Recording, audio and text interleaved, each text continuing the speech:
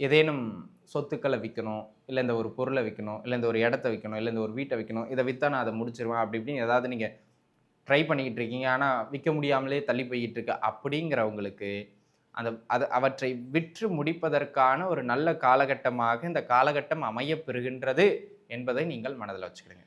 உங்க சுய ஜாதக அமைப்பின்படியும் 3ஆம் இடமோ, 12ஆம் இடமோ சம்பந்தப்பட்ட தசாபுக்திகளும் நடக்குமானால், உறுதியாக அந்த மாற்றங்கள் கிடைக்கும். அந்த சொத்துக்களை விற்பதற்கான வழிவகைகளை ஏற்படுத்தி கொடுத்துரும்.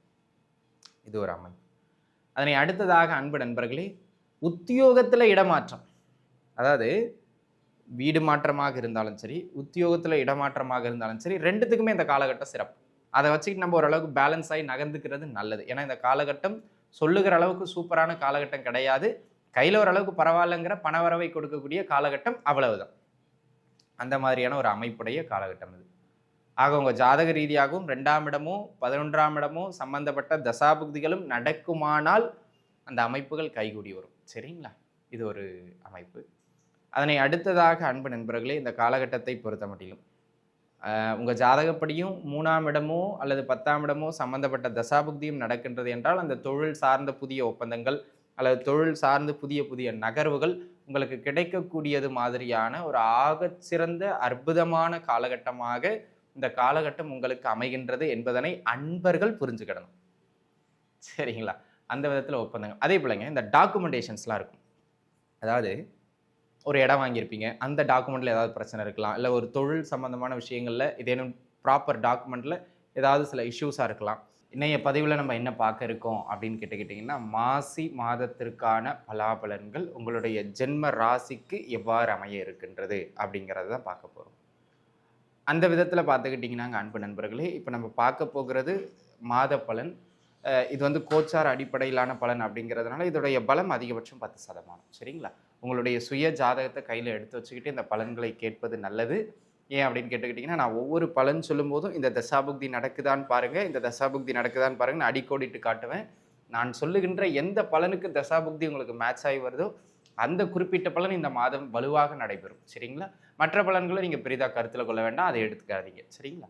ஆக இந்த புரிதலோட நம்ம பலன்களுக்குள்ள போகும். மாசி மாதம் உங்களுடைய ஜென்ம ராசிக்கு எப்படி இருக்கின்றது? கையில ஜாதகத்த எடுத்து வச்சுக்கிடுங்க. நம்ம விரிவா பார்த்துறலாம். சரிங்களா?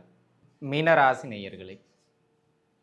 மீனத்த பொறுத்தமட்டிலும் பார்த்துக்கிட்டீங்க அப்படின்னு சொன்னா, இந்த மாதம் மாசி மாதத்தை பொறுத்தமட்டிலும் கோச்சாரம் சொல்ற அளவுக்கு அப்படி ஒண்ணும் ஓஹோ! அப்படின்னு சொல்ற அளவுக்கு இல்ல. சில விஷயங்கள்ல நன்மை உண்டு. ஆனா கொஞ்சம் நெறைய விஷயங்கள்ல நிதானமா இருக்கணும்ங்க அப்படிங்கிற மாரி தான் இருக்கு. ஆனா எதுவா இருந்தாலும் தசாபுக்தி நடந்தா தான். இல்லன்னா கவலைப்பட வேண்டாம். சரிங்களா? சரி பார்த்துருவோம். முதல் அமைப்பாக திருமண அமைப்புகள் கைகூடி வரும். 1008 சட்ட சிக்கல் இருக்கட்டும், தாமதம் இருக்கட்டும், அலைச்சல் இருக்கட்டும். ஆனாலும் கல்யாணத்திற்கான அமைப்புகள் கைகூடி வருகின்ற ஒரு அற்புதமான காலமாக இந்த காலம் அமைகிறது. First point. உங்க ஜாதக ரீதியாகவும் 2ஆம் இடமோ, 7ஆம் இடமோ, 11ஆம் இடமோ சம்பந்தப்பட்ட தசாபுக்திகளும் நடக்குமானால் உறுதியாக இந்த அமைப்புகள் கைகூடி வரும். அதுல மாற்று கருத்தே இல்ல. சரிங்களா? இது ஒரு அமைப்பு. அதனை அடுத்ததாக இந்த காலகட்டத்தை பொறுத்தமட்டிலும் சொந்த ஊரை விட்டு வெளியூர் போகிறது, வெளிமாநிலம் போகிறதுன்னு வேலைக்காகவோ, இல்ல பிற விஷயங்களுக்காகவோ, வெளியிடத்துக்காக யாரெல்லாம் முயற்சி செஞ்சுகிட்டு இருந்தீங்களோ, அவங்களுக்கு அந்த வெளியிட வாய்ப்புகள் கிடைக்கும். என்ன ஒண்ணு ஜென்மத்துல ராகு போய்க்கிட்டு இருக்கிறதுனால, அந்த ப்ராசஸ்ல கொஞ்சம் முன்ன பின்ன தாமதப்படுத்துவாரே தவிர, பிரஷர் குடுப்பாரே தவிர, அந்த வெளியிட வாய்ப்புகள்லாம் நல்ல முறையில தேடி வரும். தாராளமாக முயற்சிக்கலாம். நீண்ட நாளாக ஏதேனும் சொத்துக்கள விக்கணும், இல்ல இந்த ஒரு பொருள விக்கணும், இல்ல இந்த ஒரு இடத்த விக்கணும், இல்ல இந்த ஒரு வீட்ட விக்கணும். இத வித்தா நான் அத முடிச்சுருவேன். அப்படி இப்படின்னு ஏதாவது நீங்க ட்ரை பண்ணிக்கிட்டு இருக்கீங்க. ஆனா விக்க முடியாமலே தள்ளி போய்க்கிட்டு இருக்கு. அப்படிங்கிறவங்களுக்கு அவற்றை விற்று முடிப்பதற்கான ஒரு நல்ல காலகட்டமாக இந்த காலகட்டம் அமையப் பெறுகின்றது என்பதை நீங்கள் மனதில வச்சுக்கிடுங்க. உங்க சுய ஜாதக அமைப்பின்படியும் 3ஆம் இடமோ, 12ஆம் இடமோ சம்பந்தப்பட்ட தசாபுக்திகளும் நடக்குமானால், உறுதியாக அந்த மாற்றங்கள் கிடைக்கும். அந்த சொத்துக்களை விற்பதற்கான வழிவகைகளை ஏற்படுத்தி கொடுத்துரும். இது ஒரு அமைப்பு. அதனை அடுத்ததாக அன்பு நண்பர்களே, உத்தியோகத்தில இடமாற்றம். அதாவது வீடு மாற்றமாக இருந்தாலும் சரி, உத்தியோகத்தில இடமாற்றமாக இருந்தாலும் சரி, 2த்துக்குமே இந்த காலகட்டம் சிறப்பு. நீங்க தாராளமா முயற்சிக்கலாம். நான் உள்ளுக்குள்ள கொஞ்சம் பாலிடிக்ஸ்லாம் நடக்கும். அதுக்கப்புறம் தான் கிடைக்கும் இடம் மாற்றம்னு வச்சுக்கங்களேன். ட்ரான்ஸ்ஃபர் டக்குன்னு கிடைக்காது. அல்லது ஒரு வேலைய விட்டு போயிட்டு நீங்க ஒரு வேலைய இதில ஜாயின் பண்ணுங்கன்னு சொல்லுவாங்க. ஆனா வேலைய விட்டுட்டு போயிட்டு வேலைக்கு தேடாதீங்க. கொஞ்சம் கிடைக்கிறது சிரமமா இருக்கும். ஆனால் அதே கம்பெனியில் ஒரு இடத்துலேருந்து இன்னொரு இடத்துக்கோ, ஒரு போஸ்ட்லேருந்து இன்னொரு போஸ்ட்டுக்கோ ட்ரான்ஸ்ஃபருக்கு ட்ரை பண்ணுங்க, கிடைக்கும். ஜாதகப்படியும் 9ஆம் இடம் சம்பந்தப்பட்ட தசாபுக்தி நடக்குமானால் உறுதியாக அந்த மாற்றங்கள் கிடைக்கும். 3ஆம் இடம் சம்பந்தப்பட்ட தசாபுக்தி நடக்குமானால் மனை மாற்றங்கள் உங்களுக்கு நன்முறையில் கிடைக்கும். அந்த மாதிரியான ஒரு அற்புதமான காலகட்டமாக இந்த காலகட்டம் உங்களுக்கு அமையப்பெறுகின்றது அப்படிங்கிறத நீங்கள் மனதில் உள்வாங்கிக்கிடுங்க. சரிங்களா? இது ஒரு அமைப்பு. அதனை அடுத்ததாக அன்பு நண்பர்களே, இந்த காலகட்டத்தை பொறுத்த மட்டிலும் வேற என்ன விஷயம் இருக்குது அப்படின்னு கேட்டுக்கிட்டிங்கன்னா, ஓரளவுக்கு கையில் பண நடமாட்டத்தை கொடுக்கின்ற காலகட்டம் சூப்பராக கிடையாது. உங்களுடைய அடிப்படை தேவைகளை பூர்த்தி செஞ்சுக்கிட்டு தொழில் நீங்கள் என்ன பண்ணாலும் சரி, அதுக்கு ஓரளவு பரவாயில்லைங்கிற மாதிரியான வருமான ஓட்டத்தை கையில் கொடுக்கும். அதை வச்சுக்கிட்டு நம்ம ஓரளவுக்கு பேலன்ஸ் ஆகி நகர்ந்துக்கிறது நல்லது. ஏன்னா இந்த காலகட்டம் சொல்லுகிற அளவுக்கு சூப்பரான காலகட்டம் கிடையாது. கையில் ஓரளவுக்கு பரவாயில்லைங்கிற பணவரவை கொடுக்கக்கூடிய காலகட்டம், அவ்வளவுதான்.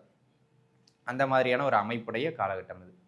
ஆக உங்கள் ஜாதக ரீதியாகவும் 2ஆம் இடமோ 11ஆம் இடமோ சம்பந்தப்பட்ட தசாபுக்திகளும் நடக்குமானால் அந்த அமைப்புகள் கைகூடி வரும். சரிங்களா? இது ஒரு அமைப்பு. அதனை அடுத்ததாக அன்பு நண்பர்களே, இந்த காலகட்டத்தை பொறுத்த மட்டிலும் உத்தியோகம் சார்ந்து அல்லது தொழில் சார்ந்து சில புதிய புதிய ஒப்பந்தங்கள், அக்ரிமெண்ட் சைன் பண்ணுறதுக்கு அற்புதமான காலகட்டம் இது. அக்ரிமெண்ட் சைன் பண்ணுறதுக்கு அற்புதமான காலகட்டமாக இந்த காலகட்டம் அமையப்பெறுகின்றது என்பதனை அன்பர்கள் புரிஞ்சுக்கிடணும். உங்கள் ஜாதகப்படியும் 3ஆம் இடமோ அல்லது 10ஆம் இடமோ சம்பந்தப்பட்ட தசாபுக்தியும் நடக்கின்றது என்றால் அந்த தொழில் சார்ந்த புதிய ஒப்பந்தங்கள் அல்லது தொழில் சார்ந்து புதிய புதிய நகர்வுகள் உங்களுக்கு கிடைக்கக்கூடியது மாதிரியான ஒரு ஆகச்சிறந்த அற்புதமான காலகட்டமாக இந்த காலகட்டம் உங்களுக்கு அமைகின்றது என்பதனை அன்பர்கள் புரிஞ்சுக்கிடணும். சரிங்களா? அந்த விதத்தில் ஒப்பந்தங்கள். அதே போலங்க இந்த டாக்குமெண்டேஷன்ஸ்லாம் இருக்கும். அதாவது ஒரு இடம் வாங்கியிருப்பீங்க, அந்த டாக்குமெண்ட்டில் ஏதாவது பிரச்சனை இருக்கலாம், இல்லை ஒரு தொழில் சம்பந்தமான விஷயங்களில் இதேனும் ப்ராப்பர் டாக்குமெண்ட்டில் ஏதாவது சில இஷ்யூஸாக இருக்கலாம். அந்த டாக்குமெண்ட்ஸில் இருக்கக்கூடிய பிரச்சனைகளை தகுந்த அதிகாரிகளை பார்த்து அதனை சரி செய்வதற்கு ஒரு அற்புதமான காலகட்டமாக இக்காலகட்டம் அமைகிறது. சரிங்களா? அந்த விதத்தில் இது ஒரு ஒரு ஒரு அற்புதமான காலகட்டம் அப்படின்னு நீங்கள் எடுத்துக்கிடணும். உங்கள் ஜாதக ரீதியாகவும் 3ஆம் இடமும் 11ஆம் இடமும் சம்பந்தப்பட்ட தசாபுக்திகளும் நடக்குமானால் உறுதியாக அந்த மாற்றங்கள் கிடைக்கும் அப்படிங்கிறதுல எந்த விதமான மாற்று கருத்தும் கிடையாது. இதெல்லாம் ஓரளவுக்கு பரவாயில்லைங்கிற அமைப்பு. எங்கே கவனமாக இருக்கணும்? 3 விஷயம்தான்.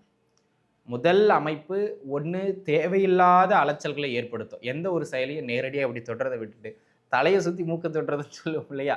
அந்த மாதிரி நேரடியாக போயிட்டு ஒரு விஷயத்தை முடிக்கிறத விட்டு இதை போயிட்டு அதை பண்ணு, அதை போயிட்டு இதை பண்ணு, இதை போயிட்டு அதை பண்ணு, அப்படியே காலம் தாழ்த்தி தாழ்த்தி தாழ்த்தி ரொம்ப தாமதப்படுத்திக்கிட்டே இருக்கும். ஆக கால தாமதமும் அலைச்சலும் அதிகமாக ஏற்படுத்தும். 3ஆம் இடமோ 12ஆம் இடமோ சம்பந்தப்படுகின்ற தசாபுக்தியும் செல்லுமானால் அந்த கால தாமதங்கள், அலைச்சல்கள் எல்லாம் அதிகரிக்கும். அந்த மாதிரியான ஒரு அமைப்புடைய காலகட்டமாக இந்த காலகட்டம் உங்களுக்கு அமைகின்றது.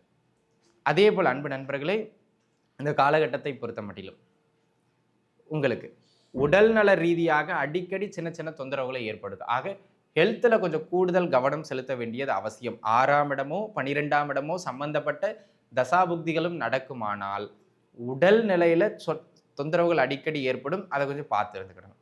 அதே போல் பருவ வயது பிள்ளைகளுக்கு மைண்ட் டீவியேஷன், தேவையில்லாத மனக்குழப்பம், இதை பண்ணலாம் அதை பண்ணலாம், சிறு பிள்ளைகளும் கிடையாது, பெரியவர்களுக்கு கூட அடிக்கடி இந்த காலகட்டத்தில் மனப்பிரஷரோ இல்லை குழப்பங்களோ அடிக்கடி ஏற்பட்டுக்கிட்டே இருக்கும்.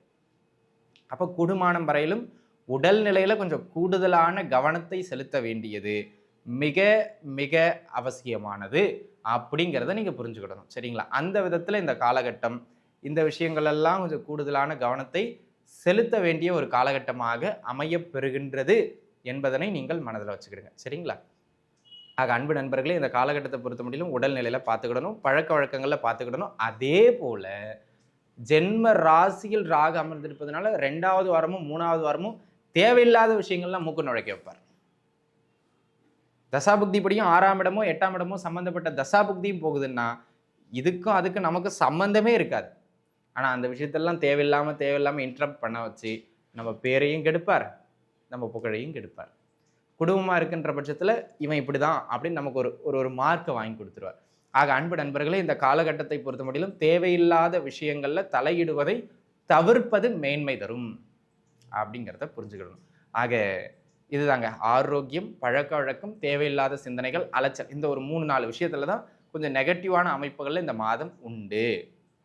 இதுல மட்டும் மீனராசிக்காரங்க கொஞ்சம் பார்த்து இருந்துக்கிட்டீங்க அப்படின்னா போதுமானது. மற்ற விஷயங்கள் எதுவும் பெரிதாக தொந்தரவு இல்லை. நன்றாக இருப்பீர்கள். வாழ்க வளமுடன். நன்றி.